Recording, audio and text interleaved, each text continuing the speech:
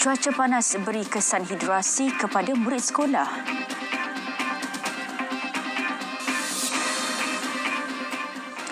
Assalamualaikum, salam Malaysia Madani. Berita tengah hari bersama saya, Faiz Syairah Nizam.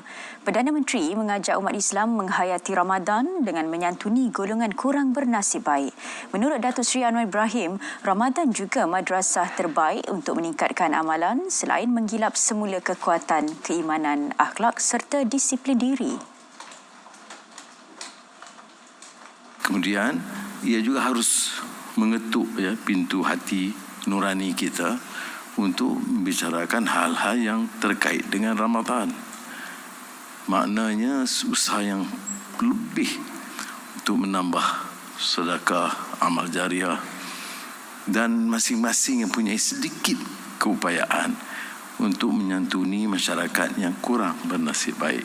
Kalau ada semangat Ramadan ini benar hidup, masalah dalam negara ini lebih terkawal.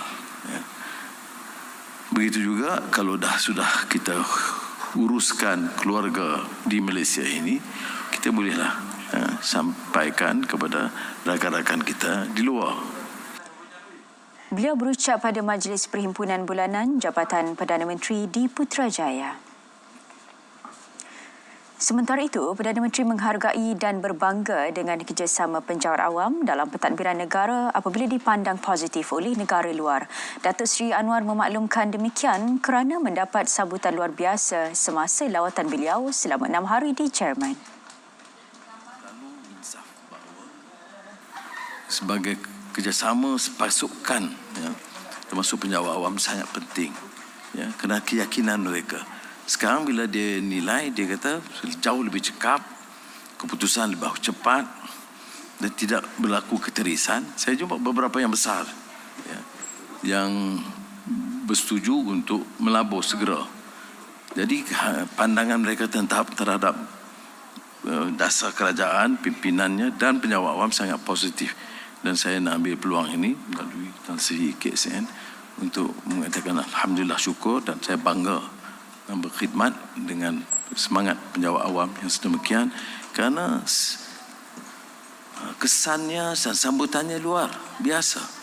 Saya tidak menambah, ramai juga menteri yang ada bersama saya pada masa itu. Program intervensi literasi dan numerasi kepada murid tahun 1 adalah sebagai langkah pengesanan awal murid yang belum menguasai kemahiran membaca, menulis dan mengira 3M. Program pengesanan awal tersebut bermula pada sesi akademik 2024-2025.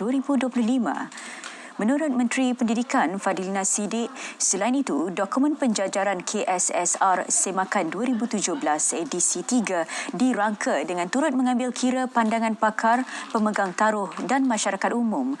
Penjajaran kurikulum melibatkan kemaskini pada kandungan mata pelajaran sedia ada.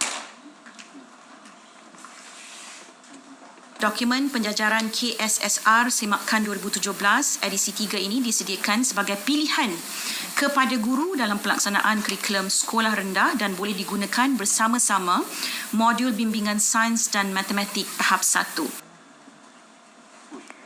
Cuaca panas di negara ini memberikan kesan hidrasi kepada murid sekolah.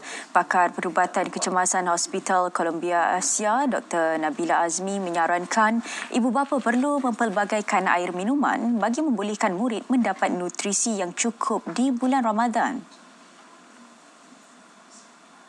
Tak semestinya air kosong, juga boleh ambil daripada buah-buahan.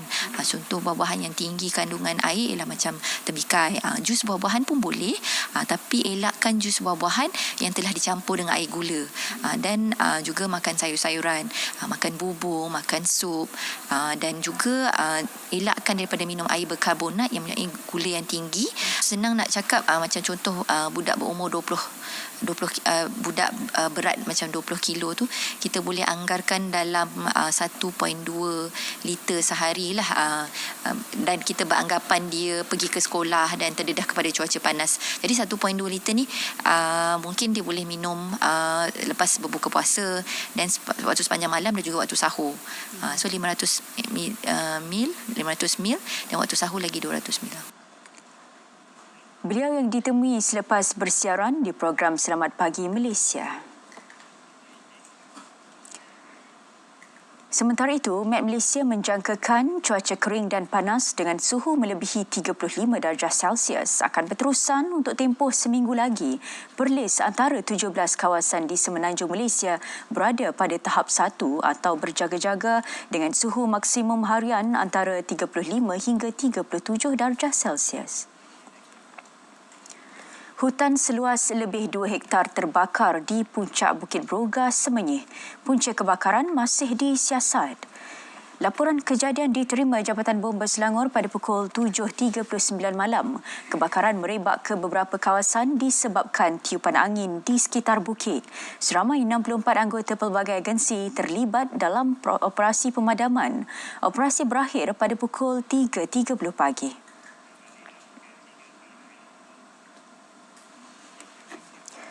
Antara tumpuan di Dewan Rakyat hari ini ialah komitmen Kementerian Pendidikan untuk mengembalikan semula sesi persekolahan kepada Januari pada tahun 2026. Perinciannya kita bersama Sazwani Samsu.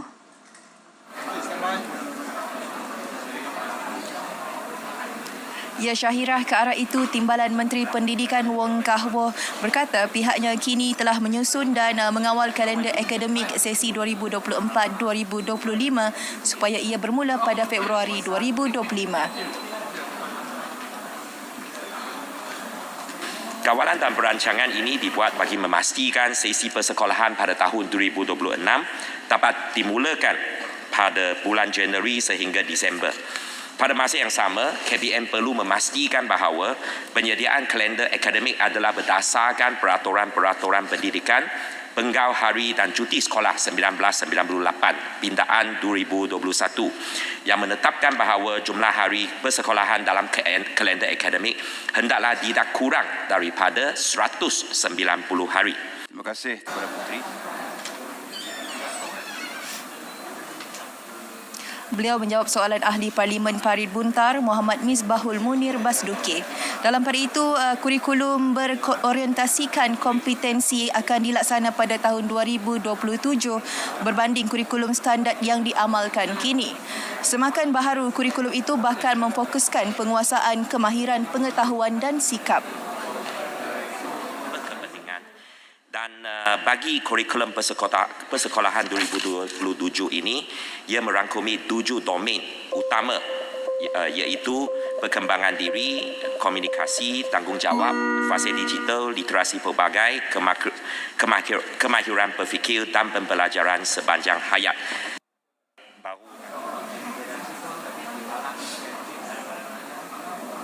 Beliau menjawab soalan Ahli Parlimen Wakil Ipoh Timur Lee Chuan Ho. Dalam pada itu, Dewan Negara hari ini dimaklumkan jurang perkhidmatan kesihatan antara punca Sabah mencatat kadar penyakit tuberkulosis TB tertinggi iaitu 5,814 kes pada tahun lalu. Justru Kementerian Kesihatan KKM kini mempergiat pengesanan penyakit khususnya di pedalaman. Menurut Timbalan Menteri Datuk Lukan Isman Awang Sauni, pihaknya kini dalam proses perolehan mendapatkan Ultra Portable X-ray.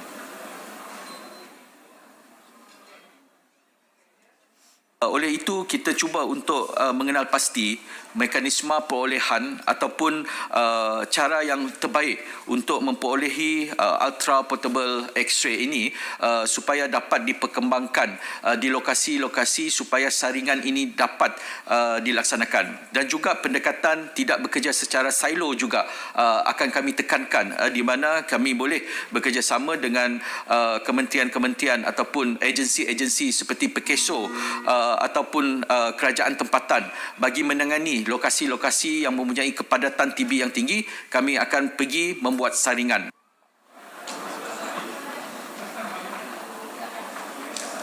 Jawapan bagi menjawab Senator Dr. Lingesh Warren. Tahun lalu 26,781 kes TB direkodkan di seluruh negara. Dalam pada itu, Yang di-Pertua Dewan Negara Datuk Mutang Tanggal mengingatkan ahli Dewan supaya memainkan peranan lebih aktif agar fungsi Dewan Negara terus diperkasa. Ahli Yang Berhormat, antara lain peranan yang boleh diterajui oleh Yang Berhormat Senator sekalian adalah menggiatkan penglibatan dalam diplomasi parlimen atau parliamentary diplomacy dengan izin. Saya mengharapkan agar Berhormat Senator semua lebih proaktif menggunakan rangkaian profesional melalui Parlimen Malaysia sebagai laluan diplomatik dalam mengembangkan hubungan interparlimen dengan izin maupun hubungan antarabangsa secara menyeluruh. Beliau berkata demikian dalam ucapan aluan mesyuarat pertama penggal ketiga di Dewan Negara. Baik Syahira, untuk makluman Dewan Negara dan Dewan Rakyat hari ini bersidang serentak selama 7 hari bermula hari ini. Demikian perkembangan dari bangunan Parlimen. Kembali bersama Syahira untuk perkembangan selanjutnya. Wani, terima kasih. Saudara, kita berehat seketika. Ramadan bersama Shopee pun hantaran percuma diskon setiap hari. Istimewa Ramadan ini jom beli di Shopee. Ramadan bersama Shopee. Beli sekarang. Bertemu kembali. Ops Pantau 2024 yang dilancarkan sejak 12 Mac 2024 memfokuskan aspek utama ialah kebersihan dan pelabelan. Lebih 3,000 penguatkuasa digerakkan bagi memantau harga barang di seluruh negara. Ketua Pengarah Penguatkuasa Kementerian Perdagangan Dalam Negeri dan Kos Sara Hidup, Dato' Azman Adam berkata, OPS ini juga memfokuskan bekalan dan harga barangan, alat timbang serta penjualan barang-barang tiruan. Dekat 6 hari bermula daripada 12 sehinggalah 17 Mac 2024 kita terima 289 aduan dan 179 aduan adalah berkaitan dengan tanda harga dan juga harga yang tidak munasabah. Jadi ini menunjukkan bahawa pengguna-pengguna kita sekarang ni sangat peka tentang pergerakan harga dan juga peletakan harga oleh peniaga-peniaga. Beliau ditemui selepas bersiaran di Selamat Pagi Malaysia. Bazar Ramadan Rahmah di 8 lokasi terpilih di Terengganu menawarkan menu berbuka puasa berharga bawah RM5. Turut ditawarkan insentif keuangan bernilai RM20 dalam bentuk e-dompet kepada seluruh pengunjung terawal, 1,000 pengunjung terawal. Pengarah Kementerian Dalam Negeri dan Kos Sara Hidup Terengganu, Saharudin Muhammad Kia berkata, turut diberi insentif RM50 kepada peniaga yang menyediakan perkhidmatan pembayaran tanpa tunai. Kalau kita perhatikan ni, mana kita tak paksa peniaga, tapi kita menggalakkan peniaga untuk bersama terlibatlah menawarkan menu rahmah dengan harga RM5 ke bawah. Dan mana-mana peniaga yang memang dah ada pun, memang dia dah jual makanan sempena Ramadan ni bawah pada RM5, kita minta supaya jenamakan sebagai menu rahmah lah. Jadi untuk antara usaha yang kita buat sebagai satu kaedah penggalakan ataupun promosi kepada peniaga dan juga manfaat kepada pengguna-pengguna di Bazar Ramadan Rahmah. Sempena Ramadan dan bagi menyambut Aidilfitri tahun ini, anak-anak yatim di 3 kawasan parlimen iaitu Kangar, Arau dan Padang Besar diberi bantuan untuk membeli baju raya. Keceriaan terpancar pada wajah 6 orang anak yatim apabila dibawa oleh Majlis Hal Ehwal Wanita dan Keluarga UMNO Malaysia Hawa Perlis untuk membeli baju raya. Pengerusi Majlis Hawa Perlis, Azihani Ali berkata, usaha digerakkan ini untuk menceriakan anak-anak yatim bagi menyambut Aidilfitri tahun ini. 63 warga asing termasuk 3 kanak-kanak diberkas menerusi 26 serbuan di Johor Bahru bermula 13 Mac hingga semalam. Pengarah Imigresen Johor, Baharudin Tahir berkata, mereka ditahan kerana bekerja tanpa permit sah dan tinggal lebih masa. Tangkapan melibatkan 50 lelaki dari Nepal, Pakistan, India, Bangladesh dan Myanmar, manakala 10 wanita lagi berasal dari Indonesia, Filipina dan Myanmar. Pada 15 Mac pula, 44 warga asing termasuk 2 lelaki Cina dan Bangladesh ditahan di pusat hiburan di Iskandar Puteri, Johor Bahru. Mereka didapati menyalahgunakan pas lawatan kerja sementara dan pas lawatan sosial.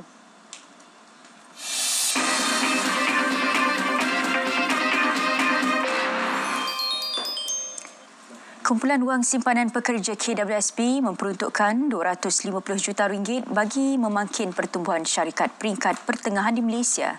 Ia dilaksanakan melalui usaha sama dengan Gobi Partners, firma modal teroka Pan Asia yang mempunyai rekod prestasi pelaburan meluas. Usaha sama ini sebahagian daripada komitmen KWSP untuk meningkatkan pelaburan dalam pasaran domestik sekaligus mengukuhkan kedudukan sebagai pelabur terbesar dalam pasaran domestik dengan aset di bawah pengurusan berjumlah RM702.48 bilion setakat Disember 2023. Pelaburan akan tertumpu kepada 6 tema strategik termasuk penjagaan kesihatan dengan fokus tertumpu kepada penjagaan warga emas, pertanian dan sains makanan bagi menambah baik ekosistem pengeluaran makanan serta kemampanan dengan bertumpukan kepada peralihan tenaga. Selain itu, keterangkuman perkhidmatan keuangan, pendidikan dan infrastruktur sosial serta lain-lain usaha yang bertepatan mandat strategik KWSP. Ketua Pegawai Eksekutifnya Ahmad Zulkarnain dalam kenyataan berharap dalam jangka panjang usaha akan menyumbang kepada pembangunan masyarakat yang berdaya tahan terhadap cabaran ekonomi dan sosial selain memberikan pulangan yang baik untuk ahli. Perbadanan Produktiviti Malaysia MPC mempelawa syarikat dan usahawan yang layak mengemukakan permohonan bagi grant produktiviti.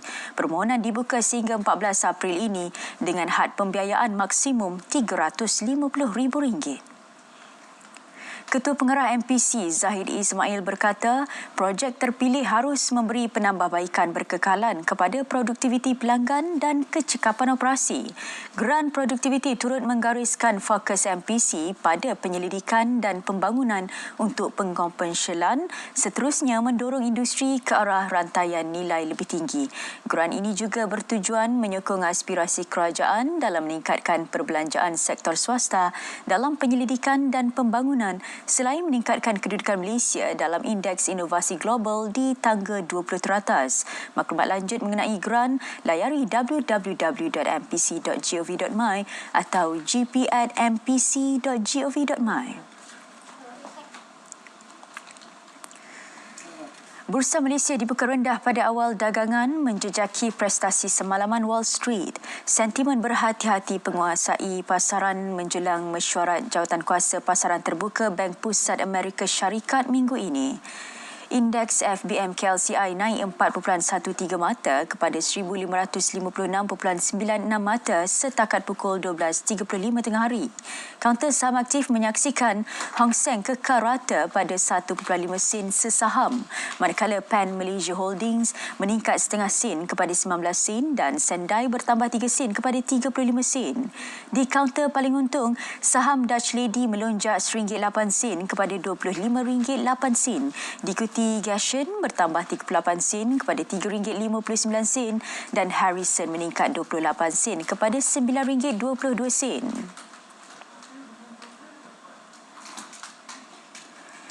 Ringgit memulakan urus niaga lebih rendah berbanding dolar Amerika Syarikat. Ia didorong sentimen berhati-hati peniaga menjelang mesyuarat Rizab Persekutuan Amerika Syarikat yang dijadualkan pada 19 Mac ini. Pada 12 tengah hari, ringgit diniagakan pada 4.71 berbanding dolar Amerika. Berbanding dolar Singapura, ringgit disebut pada 3.52 dan berada pada 3.16 berbanding yen. Ringgit diniagakan pada 5.99 berbanding pound sterling dan disebut pada 5.13 berbanding euro, manakala berbanding baht, ringgit didagangkan pada 13.11.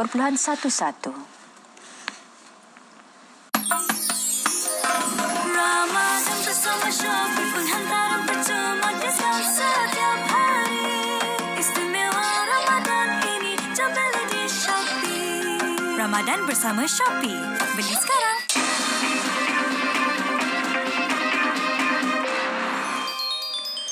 Beralih ke perkembangan luar negara, Tentera Udara Emirat Arab Bersatu UAE di Mesir menggugurkan bantuan kemanusiaan melalui udara kali ke-9 di Gaza. Operasi bersama itu dilakukan dengan 2 pesawat yang membawa 33 tan bantuan makanan dan ubat-ubatan. Sejak pelancaran inisiatif Birds of Goodness itu pada 29 Februari lalu, kira-kira 405 tan bantuan kemanusiaan telah disampaikan ke Gaza. Sejak 7 Oktober lalu, lebih 31,500 penduduk Palestin di Gaza maut, kebanyakannya wanita dan kanak-kanak, selain 73,546 yang lain cedera.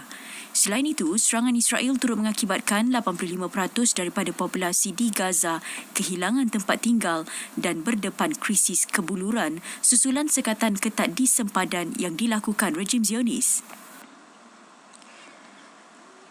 Lebih 13,000 kanak-kanak terbunuh dalam serangan di Gaza. Ribuan lagi cedera masih terperangkap di bawah runtuhan bangunan, manakala ramai lagi menderita akibat kebuluran. Agensi Kanak-Kanak Pertubuhan Bangsa-Bangsa Bersatu PBB menyatakan tidak pernah melihat kematian kanak-kanak sebegini besar dalam mana-mana perang atau konflik sebelum ini di dunia. Pengarah tabung kanak-kanak PBB UNICEF Catherine Russell turut menceritakan pengalaman melawat wad kanak-kanak yang menderita akibat kurang makanan. Ia diburukkan lagi dengan birokrasi yang menyebabkan konvoi tidak dapat menghantar bantuan ke Gaza yang amat kritikal skala.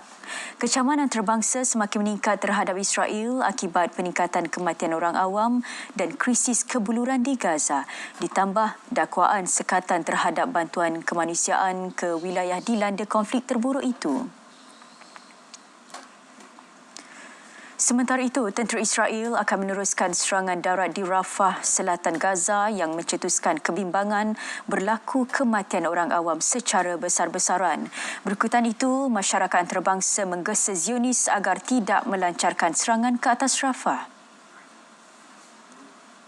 Gesaan itu dibuat ketika rundingan semula gencatan senjata di Gaza diadakan di Doha. Sebelum ini, Kansela Jerman Olaf Scholz mengulangi amaran terhadap serangan darat di Rafah. Amerika Syarikat juga menyatakan serangan ke atas Rafah sebagai melampaui batas. Akibat pengeboman Israel, majoriti 2.4 juta penduduk Gaza mencari perlindungan di selatan Rafah berdekatan sempadan Mesir. Ketua Pengarah Pertubuhan Kesihatan Sedunia WHO, Tedros Adhanom, turut merayu Israel tidak melancarkan serangan ke atas Rafah. Rafah adalah kawasan penduduk terakhir di Gaza yang belum diserang sejak perang tercetus pada 7 Oktober tahun lalu. Selain dikutuk oleh masyarakat antarabangsa, Perdana Menteri Israel juga berdepan dengan protes oleh rakyat Israel sendiri. Kegagalan Netanyahu yang mengetuai gabungan parti turut menyebabkan protes meningkat kalangan penduduk Israel sendiri. Antara rungutan utama ialah kegagalan rundingan pembebasan tebusan Israel yang diculik Hamas ketika serangan 7 Oktober lalu. Rakyat Israel juga menggesa pilihan raya diadakan lebih awal. Masyarakat dan pemimpin dunia juga terus mengutuk dan mengecam tindakan Israel mengebom Gaza dan menyifatkan tindakan rejim Zionis itu sebagai pembunuhan besar-besaran serta jenayah perang. Kesatuan Eropah EU turut mengutuk sekatan yang dikenakan oleh Israel terhadap misi bantuan kemanusiaan ke Gaza. Masyarakat di Perancis, Jordan, Qatar, Afrika, Spanyol, Jerman dan negara-negara barat terus bangkit mengutuk keganasan tentera rejim Zionis Yahudi mengebom penduduk awam Gaza. Rio de Janeiro mencatatkan rekod suhu panas tertinggi mencecah 62.3 darjah Celsius. Suhu tertinggi itu direkodkan di kawasan Guaratiba pagi semalam. Pusat Operasi Rio COR memaklumkan suhu panas itu direkodkan sejak sistem amaran Rio mula mengambil ukuran pada 2014. Susulan cuaca panas melampau itu, orang ramai berpusu-pusu ke pantai dan kolam untuk cuba meredakan panas. Terdapat juga penduduk yang mendakwa berlaku masalah bekalan air akibat suhu panas melampau itu. Kawasan Guaratiba terdedah kepada suhu tinggi kerana berdekatan dengan lautan dan angin panas dari utara yang melanda kawasan itu. Pihak berkuasa Iceland mengisytiharkan perintah darurat susulan letusan baharu gunung berapi di Semenanjung Reykjanes. Letusan itu adalah kali keempat sejak Disember lalu. Pejabat Meteorologi Iceland IMO dalam kenyataan memaklumkan letusan gunung berapi itu bermula antara kawasan Stora Skogfell dan Hagafell di Semenanjung Reykjanes. Menurut IMO, lava kelihatan mengalir ke selatan ke arah benting yang dibina untuk melindungi perkampungan nelayan di Grindavik. Letusan di Semenanjung Reykjanes itu juga menimbulkan kebimbangan terhadap loji kuasa swatsegi yang membekalkan elektrik dan air kepada kira-kira 30,000 penduduk di kawasan berkenaan.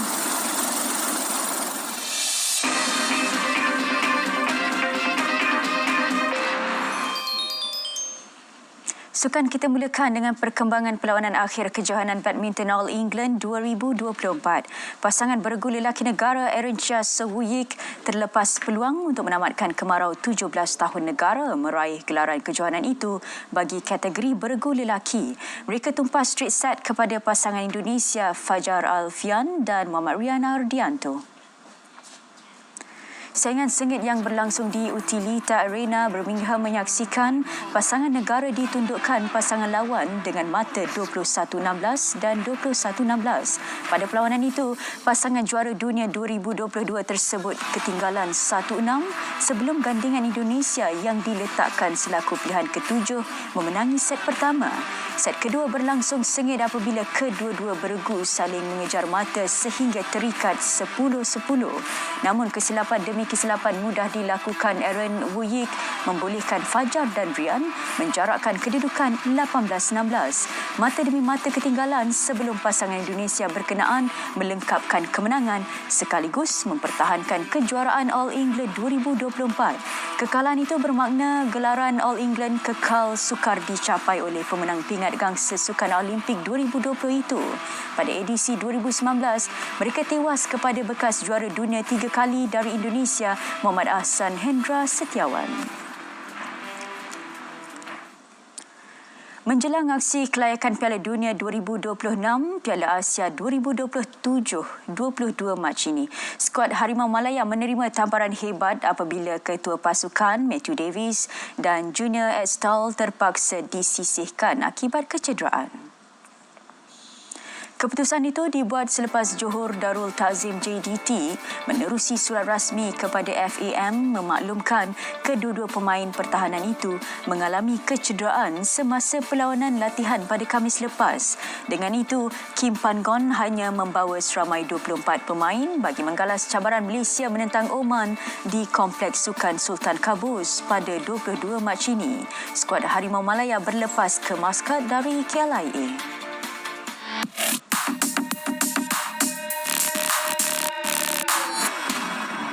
Tular muat naik mempersoal tindakan kerajaan berkaitan isu agama. Dakwa si penghantar Putrajaya tak sensitif dengan agama rasmi persekutuan. Dia turut menuduh tindakan itu dilakukan bagi menjaga hati masyarakat bukan Islam. Semakan pasukan biar betul mendapati tuduhan terbabit adalah fitnah. Ia dipercayai sengaja dimuat naik penghantar bertujuan cuba memecah belah perpaduan antara kaum. Hakikatnya, semua isu yang dibangkitkan telah dijawab. Dengan kali terakhir hal berkaitan pengoperasian kantin sekolah semasa Ramadan dijelaskan. Bagi mengelak terus malukan diri dengan buat tuduhan melulu, penghantar tidak wajar hanya pandai bermain media sosial. Sebaliknya, individu itu perlu ikut sama perkembangan semasa menerusi sumber berita sahih. Henti sebar fitnah. Jangan biar kejahilan hukum diri sendiri. Memainkan isu 3R adalah kesalahan. Terima maklumat palsu atau bahan fitnah, segera lapor ke MCMC. Biar betul, tak pasti, jangan kongsi.